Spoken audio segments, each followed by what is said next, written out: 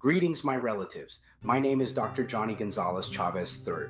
I am Tigua from Tortugas Pueblo in Las Cruces, New Mexico. My mother's family comes from the Isleta del Sur Nation in El Paso, Texas. In this series, I have one goal: to tell the truth, simply, directly, and honestly. Not assign guilt, but to confront reality, because we cannot fix what we refuse to face. Before we begin, I want to make one thing clear. I do not speak for the sovereign nations of Turtle Island, nor do I represent any one nation in this series. I stand as one voice for those whose suffering, silence, and survival have too often been ignored.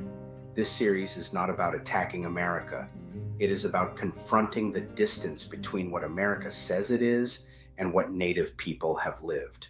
Because before there can be healing, there must be truth.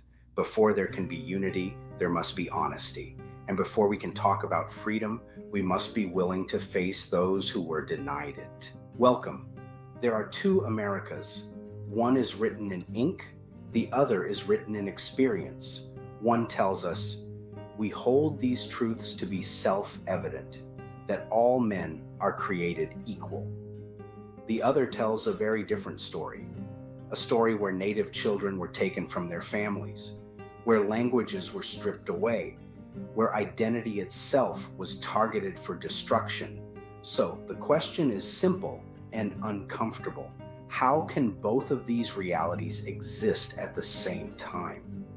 This opening line comes from the United States Declaration of Independence, a document rooted in Enlightenment philosophy.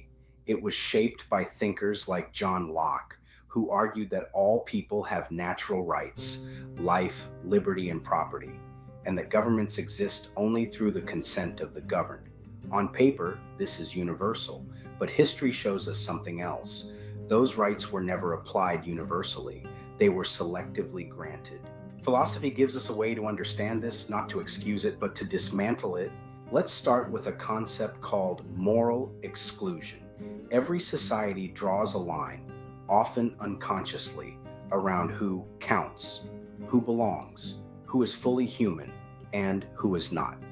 For indigenous people, that line was drawn early and reinforced often.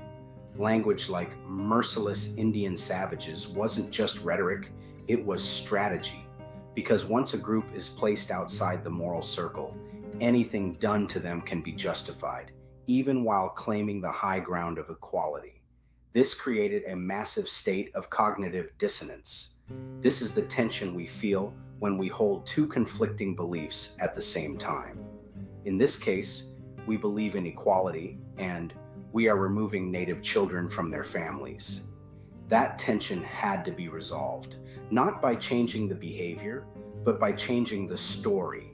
The narrative became, we're helping them, we're civilizing them, we're saving them.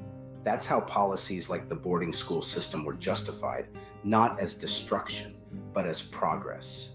But let's be clear about what actually happened. By 1900, the United States had established over 350 government-funded boarding schools. It is estimated that by 1926, nearly 83% of all indigenous school-age children were attending these institutions. Thousands were taken hundreds of miles from their parents to ensure the erasure was absolute. The goal wasn't education, it was the destruction of the soul. Language erased, culture erased, identity erased. The phrase used at the time said it all. Kill the Indian, save the man. That is not integration. That is cultural genocide. Now let's go back to the philosophy. The Declaration talks about the consent of the governed, but indigenous nations were never part of that agreement. They weren't asked, they were displaced. While the Declaration was written in 1776, indigenous people were not broadly recognized as U.S. citizens until 1924.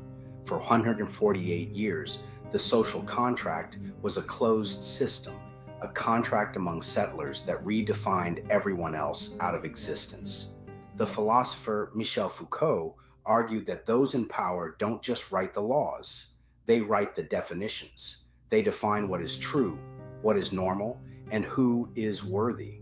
When a society labels a group as uncivilized, it creates permission.